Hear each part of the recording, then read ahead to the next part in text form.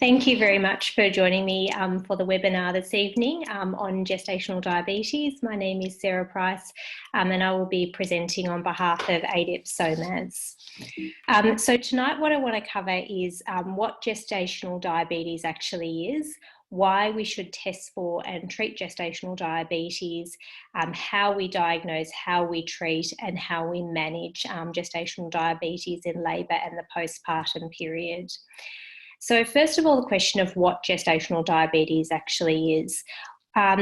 So we've got this umbrella term, diabetes in pregnancy, and that covers a whole array of things: pre-existing diabetes, which might be type 1 diabetes, type 2 diabetes, or other rarer forms of diabetes, MODY, pancreatic insufficiency, or diabetes in the context of cystic fibrosis. And that's not what I want to talk about tonight. We then have new diabetes in pregnancy, some of which will be newly diagnosed type 2 or type 1 diabetes, and then we have true gestational diabetes. And gestational diabetes is really carbohydrate intolerance, which is first recognised in pregnancy. And it affects around about 13% of Australian women during pregnancy. So that's highly variable across the Australian centres. Some centres are as low as 5% and others are above 20% of women who have gestational diabetes in pregnancy. The reason I think it's really important is it tells us about the risk of type 2 diabetes in 2 generations, mother and baby. So in all pregnancies, multiple factors are produced by the placenta. These include growth hormone, progesterone, corticotrophin-releasing hormone, and these are produced by the placenta and result in insulin resistance. In women without gestational diabetes, the pancreas can secrete sufficient insulin to cope with the increase in insulin resistance. So we have normal blood glucose levels and the fetus receives a normal amount of glucose, it makes a normal amount of insulin and has normal growth. But that's very different in gestational diabetes. In the case of gestational diabetes, the same factors are released from the placenta, which result in insulin resistance. But in that case, the pancreas is unable to secrete sufficient insulin to overcome the insulin resistance of pregnancy, which results in maternal hyperglycemia, which crosses the placenta, resulting in fetal hyperglycemia. The fetus then responds by secreting extra insulin, which results in excessive fetal growth. So the definition of gestational diabetes really has changed over a period of time. So even back as far as the 1960s, we were aware that gestational diabetes overt diabetes could affect the baby, but it really wasn't until the HARPO study published in 2008 that we really understood that milder degrees of hyperglycemia could affect the baby. And this really was the seminal paper in obstetric medicine. So it was a massive study, 25,000 women from 9 countries who were observed for a glucose tolerance test at 24 to 32 weeks gestation. And then these women were stratified by glucose category, not the severe end of hyperglycemia, but the milder end of hyperglycemia. And the women with overt diabetes or more severe hyperglycemia were excluded. And then they looked at the pregnancy outcomes in these women. And what we see is this strong and continuous association between maternal glucose levels below those diagnostic of diabetes and pregnancy outcome. And I guess this really answered a question for us. The milder degrees of hypoglycemia were really important in predicting pregnancy outcome, but there was obviously no inflection point in the curve. So in 2008, a consensus panel then had to go back and look at the glucose levels that they thought should be the thresholds in which we diagnose gestational diabetes, and that was based on an odds ratio of 1.75 relative to the mean of specific adverse outcomes. So then we're left with this diagnostic criteria for gestational diabetes. And importantly, diagnosis can be made on just one glucose level. So I guess the big question, and one we've really got to articulate well to women and to our colleagues, is why should we test for and treat gestational diabetes? To me, this probably falls into three main areas that we should talk to our patients and talk to our colleagues about. The first is based on this study by Mark Landon, and it showed quite clearly that in terms of mild gestational diabetes, we can halve the risk of preeclampsia and halve the risk of large for gestational age baby by treating mild gestational diabetes. And Mark Landon, just to have a little advert in the midst of the presentation, will be presenting at our ADIP SOMAS meeting in 2020. So it would be brilliant to have you there and participate in this discussion, and any more difficult questions you have from tonight's session, feel free to come and ask him. The second reason I think we should test for and treat gestational diabetes is that there is this association of late-term stillbirth. So in this study, women who are at risk of gestational diabetes but weren't screened, or who had high fasting plasma glucose levels of greater than 5.6, had an increased risk of preterm stillbirth. So I guess at the end of the day, we all want healthy mother, healthy baby. And I understand that some people say that stillbirth is a rare event, and it certainly is, and that's a good thing. But if there's some way we can reduce the risk of stillbirth, then I think that is something we should aspire to. Then the third thing I think we need to talk to our patients is this concept of metabolic programming. This is one of my favourite studies, Charlotte Boney, and what she showed was that in children, when they reach school age, so 5 or 6 years of age, those that were born to mothers with gestational diabetes and large for gestational age had about a 50% risk of having some components of the metabolic syndrome. So these children are still young, and we're only talking about one or more components of metabolic syndrome, but it appears that these children are programmed by being born large and having exposure to high glucose during pregnancy. And I guess the HARPO follow-up study has really brought these concepts to light. So the HARPO study back in 2008 then followed up the children who are now between 9 and 11 years of age. And what they saw was that those mothers who had higher glucose levels in their pregnancies later, when they're following up the children seemed to have altered carbohydrate metabolism or altered glycemic control compared to other children, and as did they have higher levels of adiposity or fat tissue. So there does seem to be some degree of programming that happens with the neonate that affects them even in late childhood. So just to summarise that, why should we test for and treat gestational diabetes? My three reasons that I talk to patients about is that it halves the risk of preeclampsia, halves the risk of large for gestational age babies. We are reducing risk of stillbirth, although we know that that's a rare event, but still absolutely important, and because it probably has an enduring effect on the metabolic health of the offspring. So diagnosis of gestational diabetes, always controversial, and we'll probably start with the most controversial area of all, which is early testing. Prior to 16 weeks, really what we want to do is exclude overt type 2 diabetes.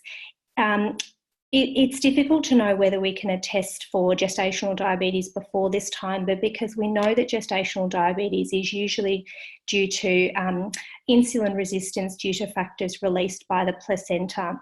Sometimes we can also get false positive tests because of the physiological changes in early pregnancy. So prior to 16 weeks, what we really want to focus on is excluding overt type 2 diabetes. And we have to keep in mind that even in Australia, 2 out of every 5 women will have diabetes in their reproductive age. So it's not unusual that women will enter pregnancy with type 2 diabetes, which they may or may not know about. And why is that important? Because a woman who is not aware that she has diabetes and enters pregnancy with a high HbA1c has a higher risk of spontaneous abortion and major malformation. And so for those women that have HbA1c of greater than 10%, they have a 1 in 4 risk of major malformation. So if we can look for diabetes preconception or screen for it early in pregnancy, that's something we can absolutely do easily and should do. If we're testing to exclude overt diabetes, we can either use an HbA1c or an oral glucose tolerance test, but we really should be looking at those tests using the non-pregnant range. So typically if an HbA1c was used, we'd look for an HbA1c of over 6.5 and say that that is probably diagnostic of diabetes. But then we have this grey zone of tests. So for example, the HbA1c between 5.9 to 6.4 these women are at higher risk of diabetes in pregnancy and gestational diabetes. Some people would suggest we should start early testing on these women. Certainly they're the group that we need to watch closely. And definitely there are studies ongoing that'll help us to answer this question, but at the moment we don't have the answer to these questions. The testing between 16 and 24 weeks gestation is selective, and it's based on various risk factors. So in the box on your screen, you've got the various risk factors for gestational diabetes. And really it comes up to discretion of the health professional about whether the person sitting in front of you should have an early glucose tolerance test or not. I think when you look at the contents of that box, you could make an argument that many women should have an early test. And certainly those women that have had previous gestational diabetes really should have an early glucose tolerance test between 16 and 24 weeks gestation. ADIPS supports universal testing for gestational diabetes between 26 and 28 weeks gestation. And really there is a protocol that should be used in terms of administering that test. Women should be asked to have a standard carbohydrate load over 3 days. It's an overnight fast of 10 to 16 hours, and no food, no smoking, and no exercise should occur during the test. And obviously that's the ideal situation, and we all know that real life doesn't always work like that. So we've all seen women that have vomited during the test, usually after the administration of the glucose load. Various hospitals will have their own policies to deal with that. Some hospitals choose to wait and repeat the glucose tolerance test. Others would start 2 weeks of home blood glucose monitoring. We are all probably seeing more women who have had bariatric surgery and going on to proceed with pregnancy, and therefore these women generally would be deemed at higher risk of gestational diabetes. Currently, we don't have a specific protocol in how to deal with testing for gestational diabetes in these women, they have altered glucose absorption through the gastrointestinal tract, and dumping can result in reactive hyperglycemia or hypoglycemia. So it's very difficult to interpret these tests. Many women would suggest that we do 2 weeks of home blood glucose monitoring in these women. We sometimes see a glucose tolerance test in women who are jet lagged or night shift workers. Ideally, you would delay the tests in these women and ask them to test at a later date if that's possible. I appreciate that's not always possible.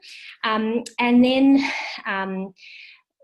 sometimes we have women who have the glucose tolerance test, and when the result comes back unexpectedly, usually showing gestational diabetes, they are not accepting of a diagnosis of gestational diabetes. And I guess that's really where some pre-test counselling, in terms of the fact that we will have a number of women who fit in the grey zone. They haven't got particularly high numbers on their glucose tolerance test. They're close to the thresholds for diagnosis, and sometimes that is all about communication with the patient.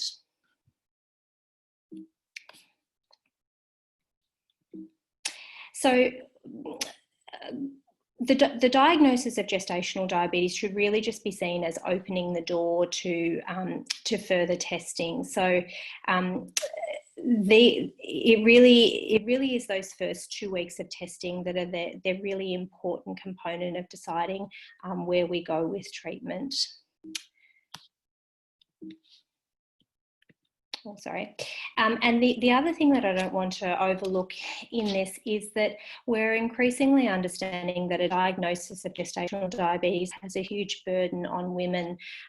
This publication from 2007, I think, really opened the door to appreciating that pregnancy can be a really stressful period for many women, and receiving certainly an unexpected diagnosis of diabetes, women can be filled with a whole range of emotions, and their experience in the healthcare systems are obviously quite varied. I think from a medical perspective, we really need to have a growing appreciation of not just the physiology of gestational diabetes, but how it affects these women during pregnancy and also after the birth of their children. I'm happy to answer any questions if there's any questions from there. No, I will move on. The next thing I want to address is the treatment of gestational diabetes. So when a woman is diagnosed with gestational diabetes, generally we would ask women to start testing with standard equipment 4 times per day, usually in the fasting state, and then 2 hours postprandially. And what we really want to look out for is this a woman who has generally very, very normal blood glucose levels, all falling under the treatment targets, or is this a woman who has globally elevated blood sugars, or is it something that doesn't fit the expected pattern? So we've all seen women who are diagnosed with new type 1 diabetes in pregnancy. Is it a woman who we think has type 2 with extreme insulin resistant, or maybe this is a situation of you're considering whether this lady could have MODY. Also, we want to look at glucose patterns in the context of things that may affect glucose absorption, and in particular malabsorption, celiac disease, bariatric surgery. So the pattern of blood glucose is really important. Treatment targets are very controversial. Typically, we'd use a fasting level of 5.0 or under 5.0. Some centres use less than 5.5. The 2-hour post-meal less than 6.7, and some centres are using less than 6.5. And I think the variation between centres really reflects the fact that we haven't got a lot of evidence around treatment targets. But each institution will have its known treatment targets, and basically we would treat to those targets. The first step in gestational diabetes management is really around lifestyle modification, and that really is not something that should be skimmed over, and it is something that has evidence behind it. So I feel like this is something we really need to emphasise to women, that we are not aiming to put women inappropriately on insulin. We are not aiming to rush for more intensive therapy. The dietitian and lifestyle counselling is really vital, and as you can see from the Cochrane review, it does have evidence for reducing the risk of a large for gestational age baby. Dietary modification, if you have access to a well-versed dietitian that is worth their weight in gold, brilliant. If not, there are lots of online materials that can be used. Generally, the advice would be around 3 meals, 3 carbohydrate containing meals, 3 snacks, with the carbohydrate evenly distributed across the day. Generally high fibre, low glycemic index foods, and an adequate intake of micronutrients. We are seeing, so we have targets for ideal gestational weight gain in pregnancy, and we are seeing both ends of that. Some women are diagnosed with gestational diabetes and decide that the easiest way to not go on insulin is not to eat, and so we're seeing women with inadequate weight gain, and equally so we're seeing women with quite extreme gestational weight gain. So it is a big ask to ask women to change their diet, modify and gain weight within these targets. But we basically do the best we can and remain supportive of women who usually put in an incredible amount of effort towards this. We also want to encourage physical activity during pregnancy. When the muscles are moving, insulin sensitivity increases, and that really persists for 24 to 28 hours after exercise. Again, many women are physically limited in pregnancy, and so we have to do the best we can. So the next agent to discuss really would be metformin, which is variably used in centres across Australia. So metformin works via multiple methods, but in particular it reduces the production of glucose in the liver, and it increases glucose uptake from the muscle. We have no doubt that metformin crosses the placenta, and so the use remains controversial, but still is used in many centres. Janet Rowan published this study in 2008 in the New England Journal of Medicine, and it really was looking at the comparison of insulin versus metformin, and I think it had some really interesting findings out of it. Unsurprisingly, the vast majority of women decided that if they had to choose between metformin and insulin, that they would choose metformin, the tablet, rather than insulin, the injection. But about half of the women required supplemental insulin on top of the metformin. So that's important in counselling women who may be on metformin. The other thing to note was that compliance of metformin wasn't really all that good. So when asked to take at least 1 tablet on 4 days of the week for half of those weeks prescribed, only 65% met that target. And when the children of women who took metformin were followed up 7 to 9 years later. Basically, the children were fairly well matched between mothers that used metformin in pregnancy and insulin in pregnancy. So there was two groups, a group from Auckland in New Zealand and a group from Adelaide. And the only difference between the two groups is really in this BMI category. So in the Adelaide group, there was no difference in BMI between the groups, which was really very reassuring.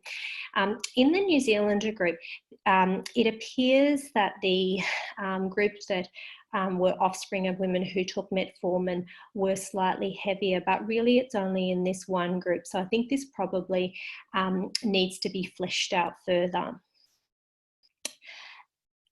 As I've said, the use of metformin across Australia is really quite variable, but in some circumstances, it really has a place. And the two places I think metformin is brilliant is for women who really don't want to take insulin regardless of reason, but really has high blood sugars such that you think treatment is warranted. Sometimes metformin can be the middle ground. And the second reason is those women with severe insulin resistance that are taking hundreds of units of insulin, sometimes metformin can be used to reduce the amount of insulin needed. And in those two circumstances, I think metformin is an excellent choice. First-line treatment ultimately will, for women who still have blood sugars above the target, first-line therapy will be insulin. And really, insulin should be targeted according to the specific pattern of hypoglycemia. So usually we would start with Novorapid or Humalog at small dose before the meals, or if we're noting high fasting sugars, we would use Protophane. And basically throughout the pregnancy, there would be a progressive up titration of the insulin. And to some degree, we can predict when and how much the insulin requirement will increase. So as you can see from this graph, generally we would expect women to be, if diagnosed between 24 and 28 weeks gestation with their gestational diabetes, thereafter there's a fairly rapid increase in insulin requirement all the way up to around about 36 weeks gestation, followed by a plateauing off. And then obviously at delivery, we get return to baseline. And I think it's important to explain this to women so that when their insulin is being up titrated relatively rapidly, they don't think that it's failure of diet or that this is an unexpected in any way, but rather that this is the expected pattern of insulin resistance over the course of the pregnancy. I'll now cover gestational diabetes in labour and the postpartum period. Is there any questions? No, I'll stop again at the end to see if there's any questions at the end.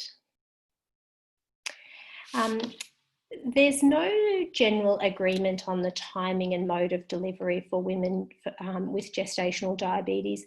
And really, these decisions should be individualised according to the women and other medical issues which may arise in the pregnancy. But generally, we would aim to avoid a post-date delivery. Some scientific bodies would recommend considering caesarean section if the estimated fetal weight of the baby was greater than 4.5 kilos. But again, not all bodies would agree with that.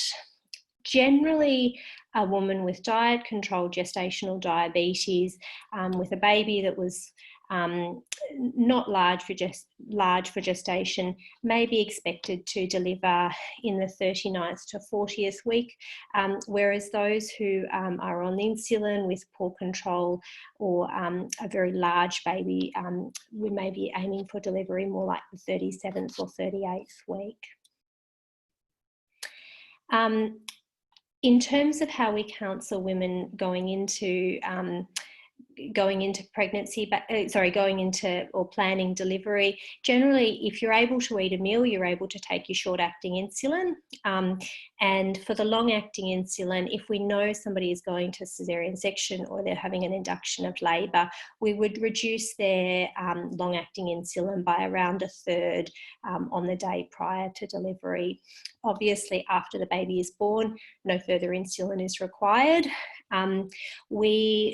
Blood glucose levels would be tested throughout delivery, and that would depend on the treatment prior and the blood sugar control prior, but we would generally try and aim for normoglycemia. Once the baby is born, you have rapid return to normoglycemia. In hospital, generally blood glucose would be checked twice daily for 24 to 48 hours and then ceased. And then it's really important that women have their oral glucose tolerance test 6 to 12 weeks post-delivery, and that can be really difficult to do with a new baby, and particularly depending on social circumstances. But we really do want to encourage women to follow up, and usually that's done through a local doctor. Breastfeeding should definitely be encouraged as it improves weight management in the mum and glucose tolerance in the mum, but obviously it's not possible in all women. Many women fear that their baby is going to be born with diabetes, and so we need to emphasise, particularly when women are first diagnosed with gestational diabetes, that the baby will not be born with diabetes. A baby, if the mother has gestational diabetes, the baby will have a heel prick at delivery, and treatment will obviously ensure for the baby as needed. Breastfeeding is definitely encouraged. For all women that have had a baby, preconception care is important. Once a woman has gestational diabetes we know that they are at high risk of gestational diabetes in subsequent pregnancies. And what we really don't want is for women to enter pregnancy with undiagnosed type 2 diabetes. So generally we would ask women to have an HbA1c every 1 to 3 years. What is the long-term risk of type 2 diabetes in this women? Again, that is altered by multiple factors.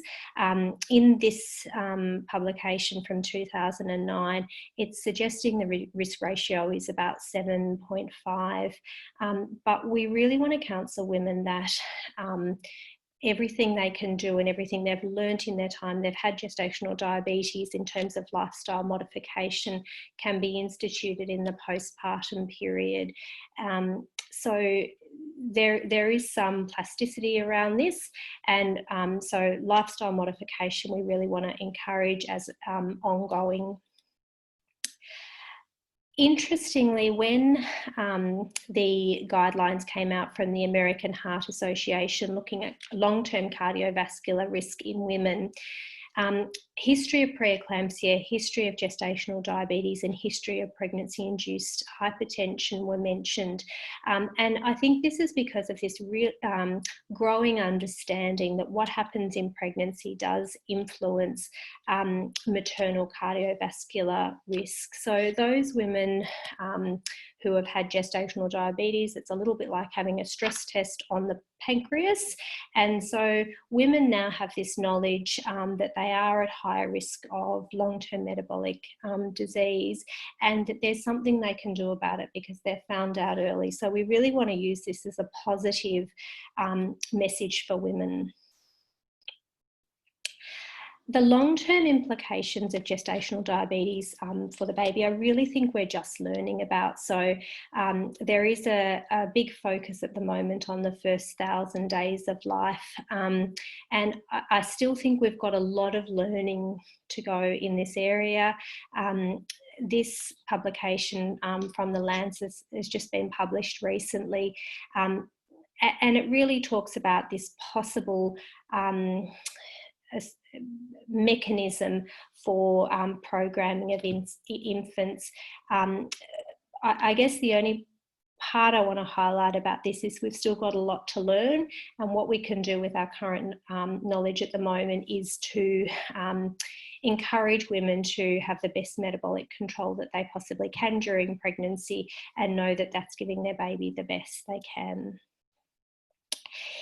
In my last couple of minutes, I just want to flesh out the fact that when you look online at what women are exposed to in terms of messages about gestational diabetes, there is a lot of material online which may not be evidence-based, often is people's personal experience, and really you can understand how people go into pregnancy desperately wanting to avoid gestational diabetes, such that they may not want to pursue testing for gestational diabetes.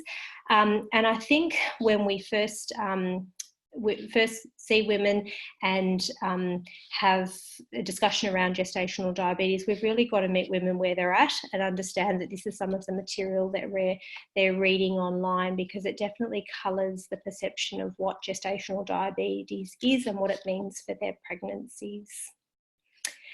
So in summary, the best thing I think we can do in terms of management of gestational diabetes is to have really good communication prior to the when the glucose tolerance test is performed.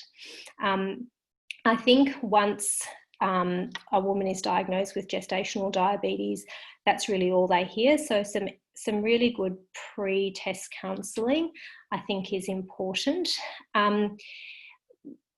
One point that I think we really want to bring out is that we know from the HAPO study that the association between maternal glucose and pregnancy outcomes is a continuous one. That means we know that some people are going to have very clear gestational diabetes, some people are going to be very clearly in the normal range, and then there's going to be this grey zone where people are either just over or just under the thresholds for gestational diabetes, but that's exactly what we would expect. And stemming from that, when women are diagnosed with gestational diabetes, they'll then start their glucose monitoring at home, and the treatment will be individualised according to the woman. So we don't want to throw the book at all women. We want to examine their home glucose, their blood glucose monitoring at home very thoughtfully, and look for what may be variations in control. Could it be type 1? Could it be type 2? Is there something else going on? And does this woman need diet and exercise, or do they need more extensive treatment? Are they somebody who needs to move on to insulin relatively rapidly? For many women, I think we've only just got the tip of the iceberg in terms of women's emotional response to gestational diabetes, and I think we've got a lot to learn from that perspective, but obviously remaining supportive is an essential ingredient in it. From the baby's perspective, they're not concerned about the diagnosis of gestational diabetes, it's about the glucose control. So even if a woman is diagnosed with gestational diabetes, I really think we want to talk about glucose control as the priority rather than the label of gestational diabetes. And then I think we really want to use this information to empower women. So looking online, women seem to see it as a pass-fail test, and I think that probably doesn't speak to what we're really looking at. I think we need to talk to women about having this knowledge and being able to provide best environment for their baby and for their families in the long term. So we know this period of pregnancy, and probably all the way up till 2, children have got a lot of plasticity, and we want women and families to be able to use this time to really optimise metabolic health of the children. There's a whole lot of brilliant resources that are available. I would certainly point you towards this free app, Pregnant with Diabetes app, which covers type 1, type 2 and gestational diabetes. It has been adjusted for an Australian audience, so very much will contain some of the information that is in the talk this evening, and also these two NDSS documents looking at gestational diabetes and life after gestational diabetes, and really trying to promote these over some of the online materials that are available. And last of all, thank you for your joining us for the webinar tonight. Hopefully there will be some questions out of this evening, and to join us at the ADIP SOMAS in 2020 in Tasmania. So Alicia, I might need your assistance in being able to view some of the questions. One of the questions is, what about people that follow a low carbohydrate diet? How do we interpret the tests if they haven't had 3 days of carbohydrate load before the oral glucose tolerance test? That is an excellent question. And really, you can, without the carbohydrate load in the 3 days prior to the test, you can get a false negative test. So your glucose tolerance test may say you do not have gestational diabetes, whereas in actual fact, if you are eating an appropriate carbohydrate load in the days prior to the test, you may or may not fit into fall over the thresholds for gestational diabetes. I think one of the issues around gestational diabetes is when women get diagnosed, some women really engage well with a dietitian and they've got lots of supports and it's a very positive experience. Other people see medical professionals, dietitians, etc., and find it really negative, but find they can manage their blood sugar levels by not eating much carbohydrate at all. And I think the evidence that we've got at the moment would suggest that the growth of a baby really depends on the mother consuming carbohydrate. So even women that have that might be of higher BMI, you definitely need some carbohydrate in the diet. And there's an excellent study from Patrick Catalano suggesting that those women that don't gain at least 5 kilos in pregnancy, regardless of their starting BMI, are adversely affecting the growth of the baby. So we want women to at least be gaining 5 kilos and ideally not be deliberately trying to omit carbohydrate from the diet. The caveat to that is I appreciate that some women have terrible hyperemesis in pregnancy and do the best they can, and sometimes it's not possible, but those women really should be, under the care of a team of people trying to maximise their nutritional status.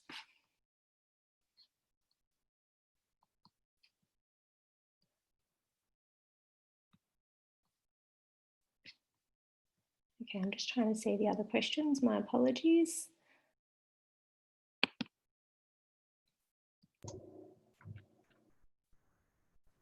Dr. Price, can you see them under the Q&A? No, I can't. Okay. So there's one here which says, I may have missed this, but can I ask with the OGTT to diagnose GDM early or at 24 to 28 weeks if the 2-hour glucose levels are hypoglycemic? Yeah. Are you concerned about this?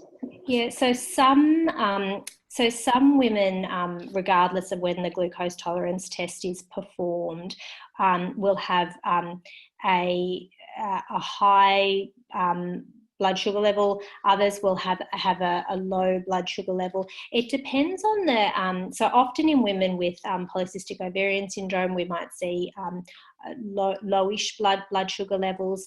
Sometimes you have a 2-hour blood sugar level that may be low. It all depends on the clinical context of it. So in an otherwise healthy individual, no, I wouldn't see it as a negative. If you've been diagnosed with gestational diabetes, as I said, it's really just a window. So you'd want to do your, 2 weeks of testing and look at the blood sugar levels from there. And I would particularly think that be the case in bariatric surgery. So there's a whole lot of literature at the moment that are women that have had various types of bariatric surgery, banding included, their glucose tolerance tests, we just don't know how to interpret. And so for those women, we would suggest 2 weeks of testing. Even if it's so these women generally would be deemed at high risk, so you would expect them to be having an early glucose tolerance test, and so they may need to do some early testing, and if they're all normal, then we repeat the procedure at 26 to 28 weeks. But I don't think anyone has a protocol worked out that, really has a lot of evidence behind it at the moment. Yeah. Is there any other questions we can... We've got, for those ladies that follow a low-carb diet, what is the lowest carb served per day? Currently, we educate ladies to have no more than 3 carbs served, 45 grams per meal, and 1 to 2 carbs served for snacks, 15 to 30 grams. Yeah, so really we wouldn't be advising low carbohydrate meals. So obviously prior to pregnancy, that may be different, and it depends on the clinical situation, but in the context of pregnancy, we basically wouldn't be prescribing low carbohydrate meals.